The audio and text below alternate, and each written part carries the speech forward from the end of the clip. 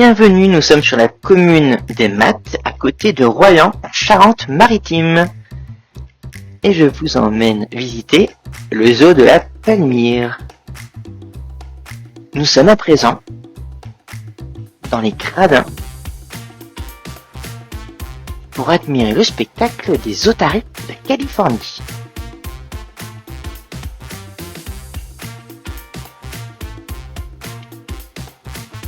L'otarie de Californie fait partie de la famille des Otaridés.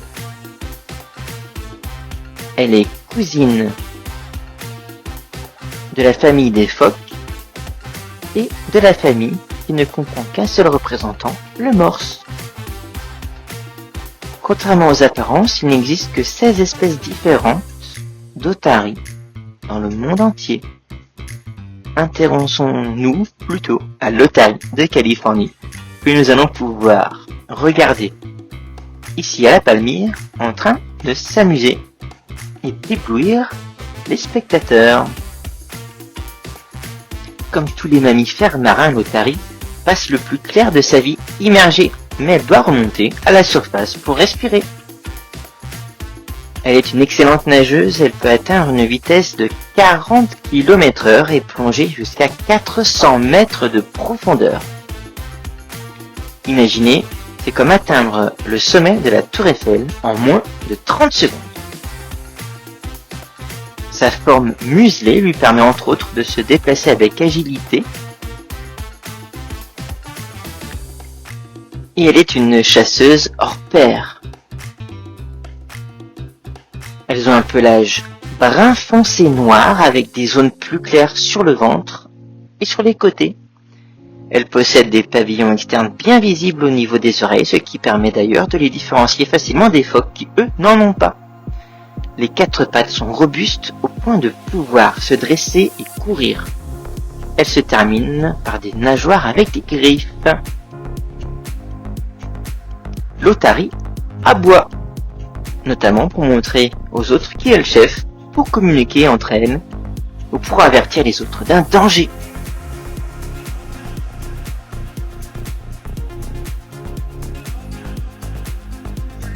Derrière l'amphithéâtre des otaries, on aperçoit l'enclos des alpagas.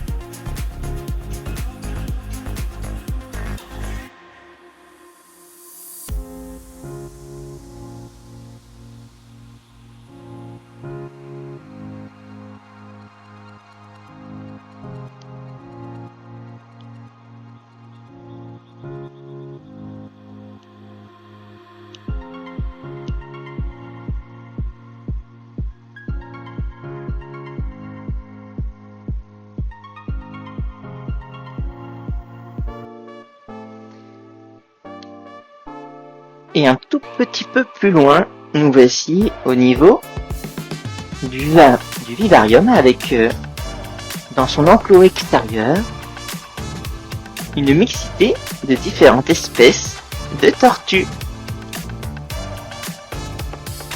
Lors de mon passage, nous pouvons admirer comme ici une tortue géante des Seychelles, ainsi que des tortues charbonnières, des tortues sillonnées, des tortues léopards, et tout ça en cohabitation.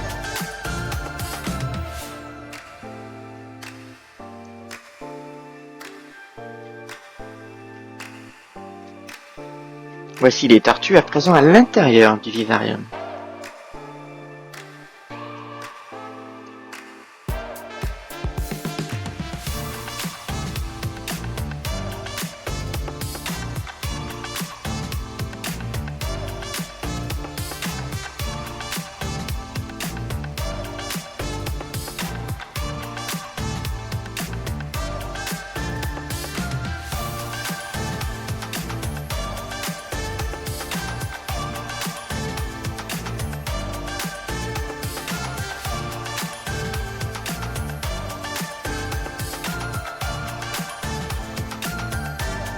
Juste en face, voici la volière des macaques à queue de cochon.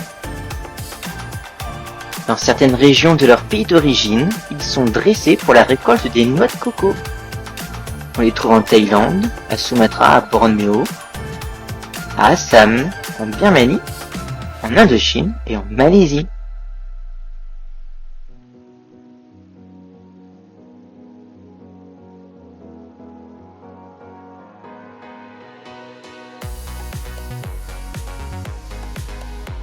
Ils disposent également d'une large loge entièrement vitrée qui nous permet de les admirer de manière assez proche. Le macaque à queue de cochon porte son nom en raison de sa queue que l'on aperçoit ici.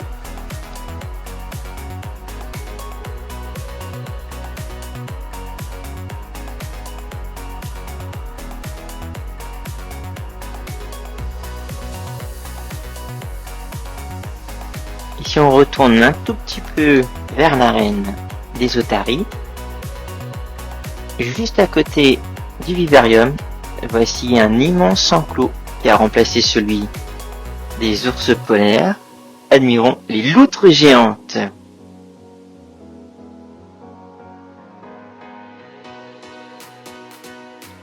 Avec un bassin entièrement vitré et une grande zone végétalisée.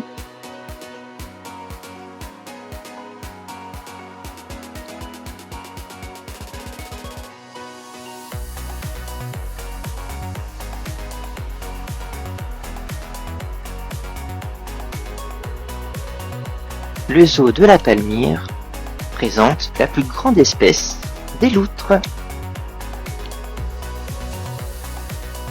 Avec 9 vocalises différentes, elle est surnommée le loup des fleuves en Amérique latine ou le tigre de l'eau en Guyane.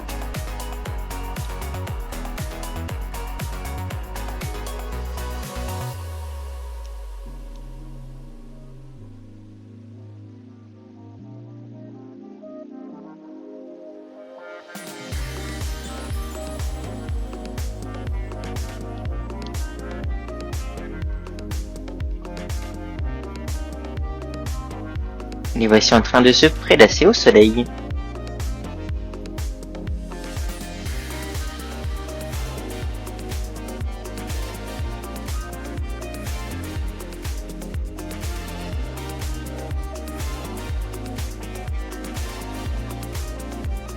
La cohésion est très forte au sein de la famille. Les loutres chassent, jouent, patrouillent et dorment ensemble.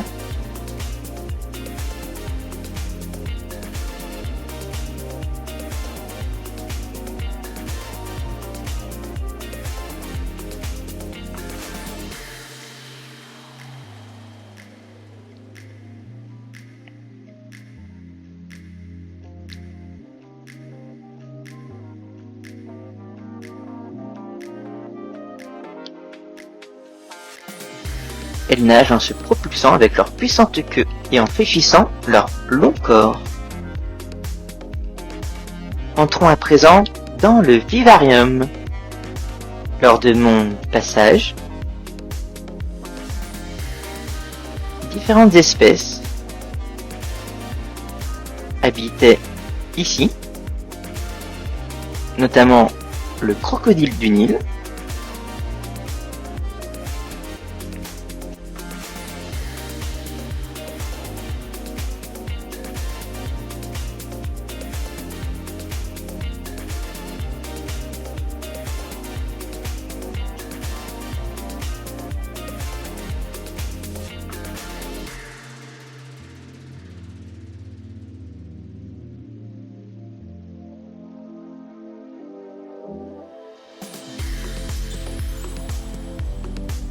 mais également des serpents comme des boa constrictors, des pitons moulures ou encore des pitons royales.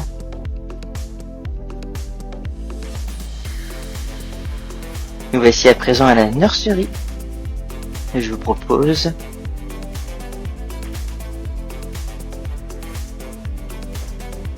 d'admirer différents oiseaux, notamment ici en face du vivarium. avec un vautour de Rupel, un marabout d'Afrique, qui se situe sur la berge de l'île des Gibbons. Un peu plus loin dans le parc, voici ici des cigognes blanches.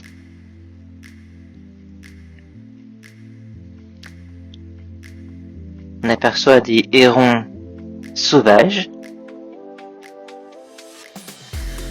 et des pélicans blancs.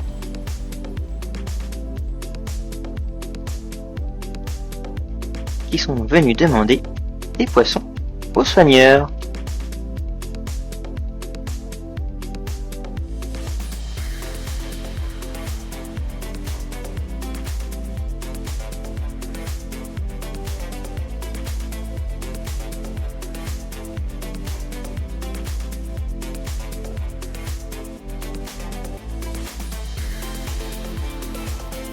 Et voici légèrement en dehors de leur enclos.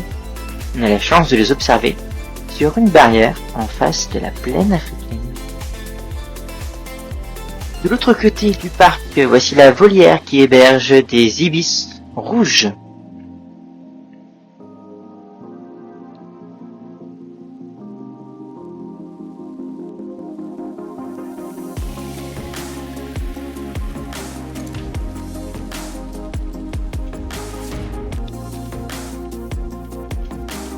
Au zoo de la Palmyre, il est possible d'acheter et de donner du popcorn à certains animaux. J'ai donc essayé de voir avec quel spécimen cela fonctionne. Et je ne m'attendais pas à ce que les ibis rouges viennent chercher le popcorn dans votre main. À l'entrée du parc, nous sommes accueillis par un joli décor où habitent des flamands rouges, également appelés flamands des Caraïbes.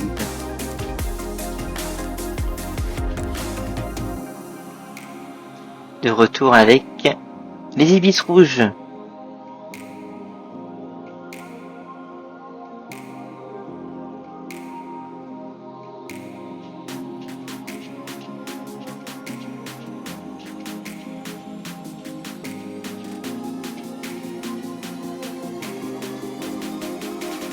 Si la variété des mammifères est très importante aux zoo de la Palmyre, on observe également une diversité au niveau des espèces d'oiseaux.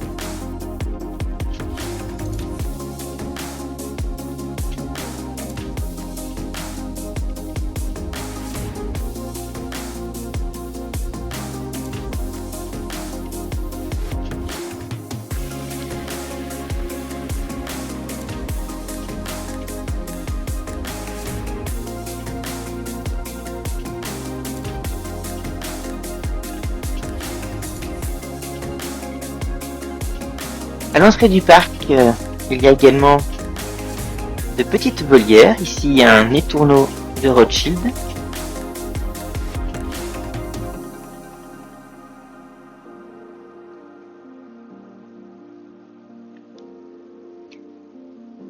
Notamment, au niveau des allées, on pourra trouver des oiseaux sauvages qui, eux aussi, raffolent du popcorn, comme le prouvent ces images. Un autre endroit où on peut voir également des flamands des Caraïbes, nous sommes juste en face de l'amphithéâtre des Otaries. Dans une autre volière, tout proche cette fois-ci des tortues, voici des calaos d'Abyssinie.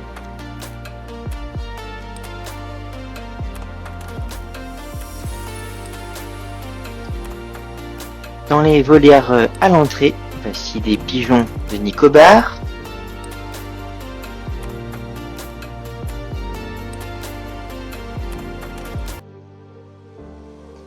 Et de retour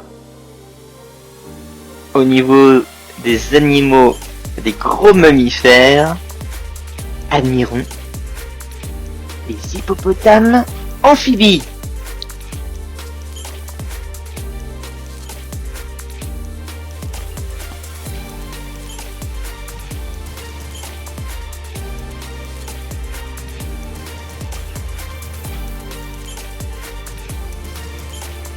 l'un des plus lourds mammifères terrestres, après les éléphants et certains rhinocéros.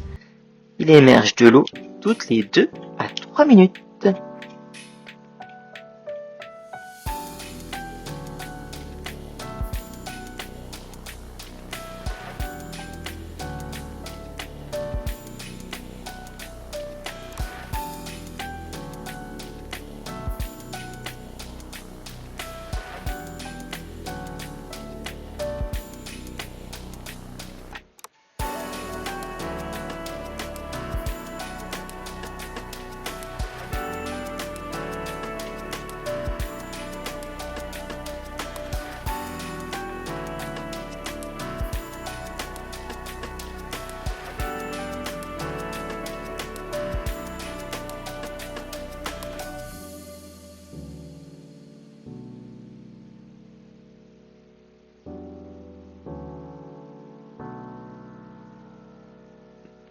Non loin des hippopotames, voici des félins, en l'occurrence les lions.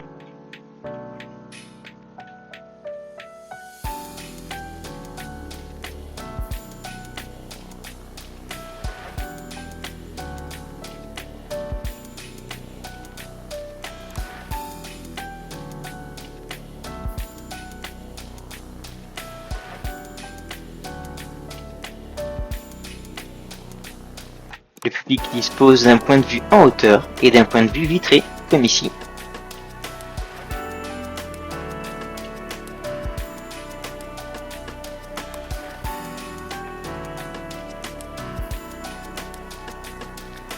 Encore d'autres félins dans un enclos tout neuf lors de mon passage. Voici les tigres de Sibérie.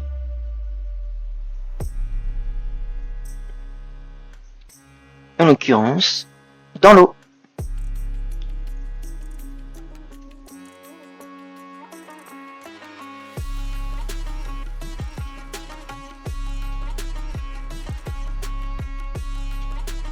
On peut admirer ce magnifique enclos entièrement rénové.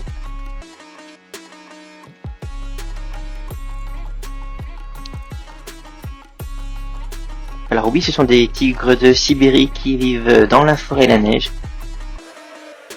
Mais leur enclos fait plus penser à un tigre du Bengale.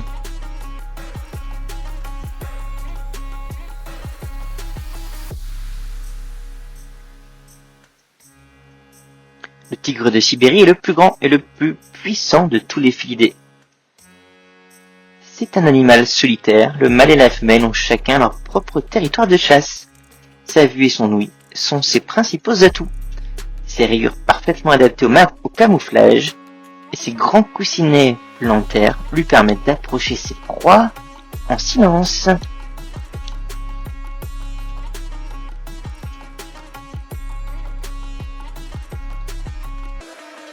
La sous-espèce du tigre de Sibérie est extrêmement menacée.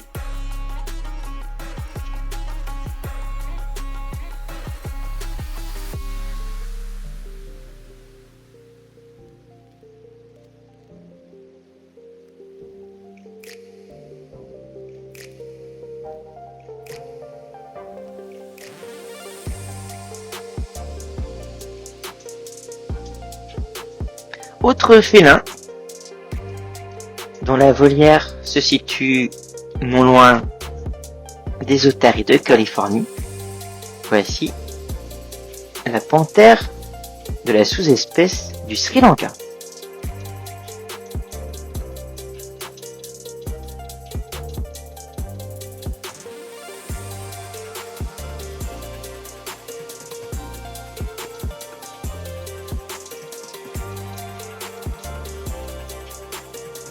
À présent, promenons-nous dans les allées, au plus près des canidés. Et comment ne pas fondre devant ces fennecs? C'est le plus petit des canidés. Son organisme et sa physionomie sont parfaitement adaptés à la vie dans le désert. En effet, il a besoin de très peu d'eau. Son pelage épais est parfaitement isolant. Regardez-le avec ses gros yeux et ses grandes oreilles.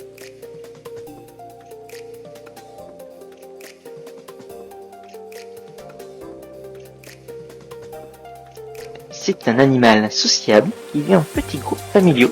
Il est principalement nocturne. Ses grandes oreilles tapissées de poils protecteurs lui permettent de capter les moindres bruits et de détecter la présence même lointaine d'une proie ou d'un prédateur dans son milieu aride.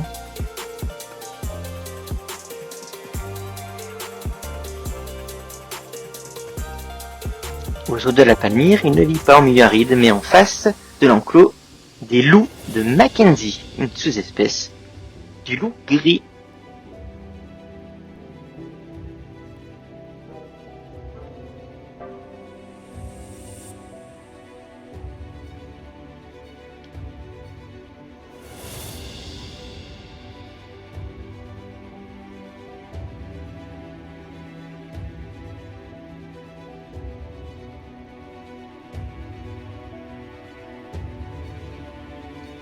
Non loin des loups, voici un autre canidé, le lycaon. On les appelle aussi loupins. Les lycaons vivent en meute. Ce sont des mammifères sociaux d'un type rare. En effet, il existe une hiérarchie dominante pour chaque sexe. Tous les membres du groupe sont remarquablement solidaires. Ils chassent en coopération et forment une communauté alimentaire. De tous les prédateurs, les lycaons sont les plus redoutés des troupeaux d'herbivores. En effet, ils sont très rapides. Ils peuvent maintenir une vitesse de 65 km/h sur de longues distances.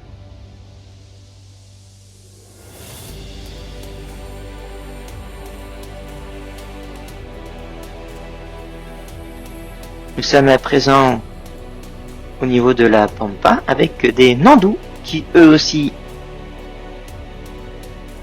aiment le popcorn visiblement.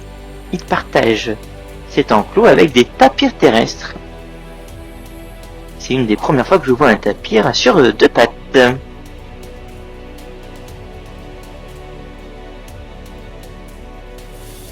Et lors de mon passage, il y avait des manchots du Cap, originaires d'Afrique, juste à côté d'eux. En fait, ils attendaient l'ouverture de leur nouvel enclos entièrement rénové.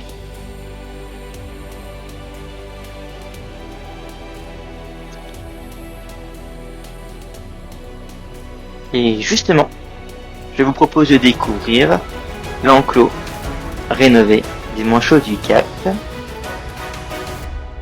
des loutres cendrées et des pandarous, qui n'étaient encore pas ouverts mais terminés lors de mon passage. Sur ces images, je vous dis à très vite pour continuer notre visite.